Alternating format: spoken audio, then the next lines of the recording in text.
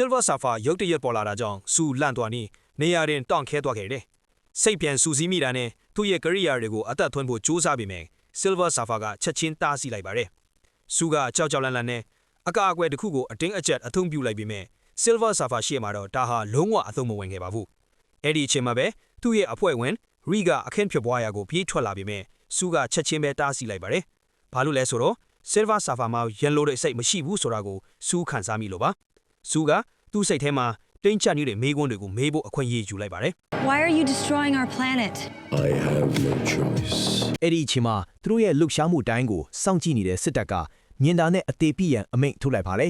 အတန်ထက်မြန်တဲ့ဒုံးကြီးတစ်စင်းဟာ Silver Sapphire စီကိုတဲ့တဲ့မတ်မတ်ပြန်တန်းလာခဲ့ပြီးမဲ့သူကတော့လုံးဝတုံ့လှုပ်ခြင်းမရှိပါဘူး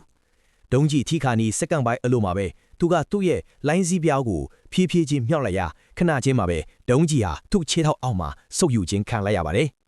ဒါကိုမြင်လိုက်ရတဲ့စစ်တပ်ဟာအကြီးကျယ်ထိတ်လန့်သွားပြီးအမိန့်အသစ်ထုတ်ပြန်လိုက်ပါတော့တယ်အဲ့ဒါကတော့ကြံရှိနေတဲ့ဒုံးကြီးပေါင်း1000စလုံးကိုတပြိုင်နက်ပစ်ခတ်ထိုးပါပဲ